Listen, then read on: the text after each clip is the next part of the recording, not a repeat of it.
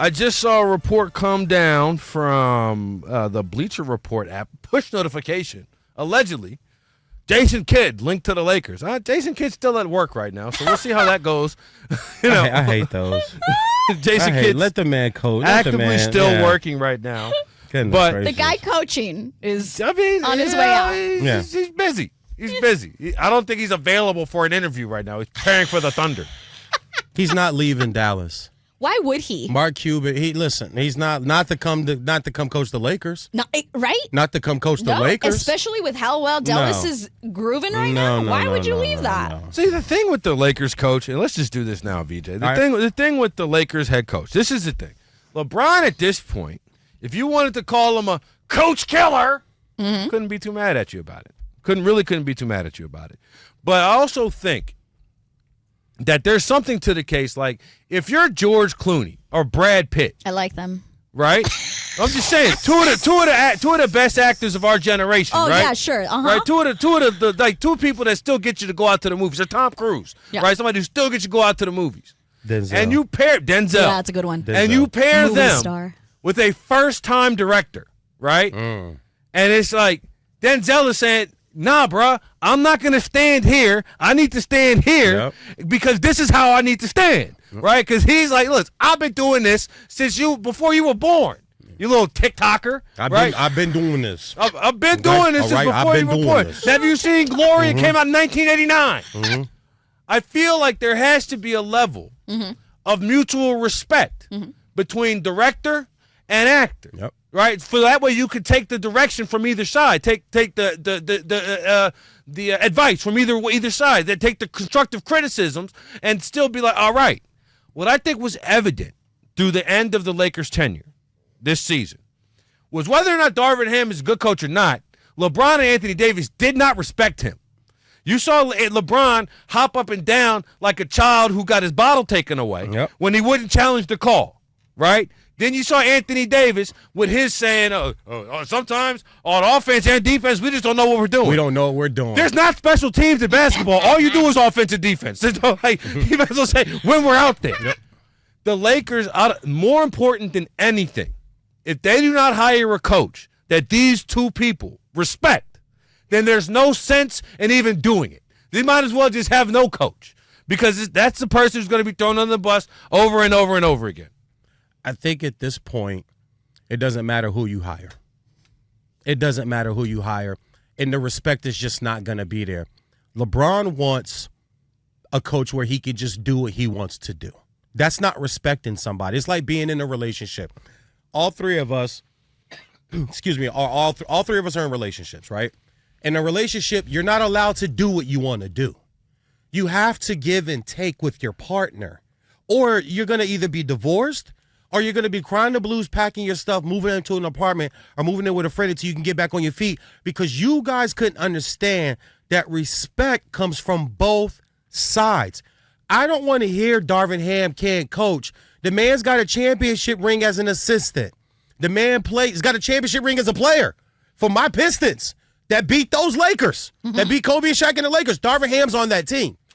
When you start rolling your eyes, when you start being demonstrative, when you start the body language, psychologists will tell you 80% of communication is body language. And you mentioned Hitch. I was listening on the way in.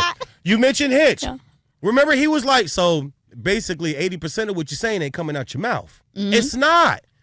It doesn't matter who they get. These JJ stories, you gotta be bleeping me. This kid has coached nothing. Not a damn thing. He already got pushed up to calling TV, NBA, ESPN. Fine, whatever, man. I'm privileged, nepotism, whatever, dude. I'm not against it because if it worked for me in my life, I would take it too. But I just think it's time. They might have to just blow this up because the deeper you get into it, Monty, it's like there are three coaches now. So first it was Walton, okay, and all the young guys, okay? Then it was Vogel. And now Darvin Ham. So in 6-7 years, you've been through 3 head coaches, 2 years no playoffs, 3 years first round exits, the bubble championship, and the Western Conference Finals. like, what are we doing? Yeah, see, I think with the Lakers, there's a lot of factors to it. I'm with you, VJ, that it doesn't matter which coach comes in. And I'm with you, Martin, it's about respect. It is about respect, but I don't think there's anybody that's going to come in there, because the other factor is that playing with LeBron, anybody that's coming in as a role player is probably going to be a young role player, young talent. They have to be playing on eggshells around LeBron. And if you bring in veteran role players, then you're all of a sudden the slowest team in the NBA. Like, you need the young, fresh legs, but you're not letting those guys develop. No. Because everybody is on eggshells with LeBron. And this happens with all veterans. It's just LeBron is the worst of them, in my opinion, to play alongside. It's probably like your dad. Like, you don't want to disappoint him, right? And so everyone's on eggshells. But I said this to Carrie on the last show. All of the great ones are attached to a coach. Michael Jordan, Phil Jackson. Kobe Bryant, Phil Jackson. Tim Duncan, Greg Popovich. Dirk Nowitzki, Rick Carlisle. Yep. All of the great ones. Tom Brady, Bill Belichick. Bill Belichick. Who is LeBron attached to? Nobody. The coach that I think probably one of the few coaches that he has respected is Eric Spoelstra. And he is not attached to LeBron. But he wanted Eric fired. Even then, it took a minute before, like, because he was. But the other thing too about the Lakers coaching situation is this: if you shop for groceries at 7-Eleven, you're going to be limited in what you can make. If you go to the grocery store to buy your groceries for Thanksgiving dinner, you're going to be limited in what you can make. Yeah. To me, the biggest issue with the Lakers is not necessarily who is sitting in the head coaching position. It's who's making the decisions above them. And here's the thing. When you're the boss, you can't get fired. You own the team. Yeah. You can't get fired. It's always a great position to be an owner because you can run it however you want. Speaking to what Monty was just saying, so the whole "it's just basketball" soundbite that came out, I was in that press conference, and I know the reporter that asked him, they didn't play the whole clip. The question that was asked to LeBron was, how do you feel about the pressure that your teammates face because of the pressure that's him on you? He wasn't trying to poke at LeBron.